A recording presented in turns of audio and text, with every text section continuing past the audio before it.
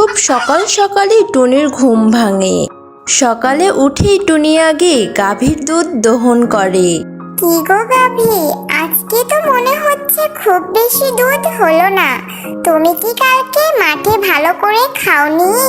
খেয়েছি গো টুনি, খেয়েছি, কিন্তু কালকে খুব একটা ভালো মানের ঘাস পাইনি। এই জন্যই মনে হয় আজকে দুধ বেশি হয়নি। তাহলে তুমি এখন যাও ওই দক্ষিণ দিকের মাঠে, ওখানে না ভালো ভালো মানের ঘাস পাওয়া যায়। আর আমি এই দুধগুলো ঘরে রেখে যাই জমিতে পানি দিতে। এবার তো ভালোভাবে বৃষ্টি হয়নি।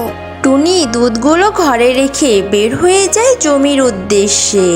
বহু বছর আগে টুনির স্বামী একটি পুকুরে ডুবে মারা যায়। এই একমাত্র জমি চাষ করে তার সংসার চালাতো। জমিতে পানি দেওয়া শেষ হলে টুনি বাড়িতে ফিরে আসে। কে কে করলো আমার এত বড় সর্বনাশ? সৃষ্টিকর্তা, তুমিই বলো আমার কি অপরাধ যে প্রতিদিন আমার সাথে এটা ঘটে। টুনির কান্না শুনে সেখানে পায়রা আসে। কি গো টুনি, তুমি এইভাবে কাঁদছো কেন? কি হয়েছে তোমার? দেখো না পায়রা ভাই, প্রতিদিন আমি দুধ দহন করে জমিতে পানি দিতে যাই, আর এসে দেখি কে আমার সব দুধ খেয়ে নেয়। আমি তো কোনোদিন কারো ক্ষতি করিনি, তাহলে কে আমার এত বড় ক্ষতি করলো? আমি জানি গো টুনি, জানি কে তোমার এত বড় ক্ষতি করেছে।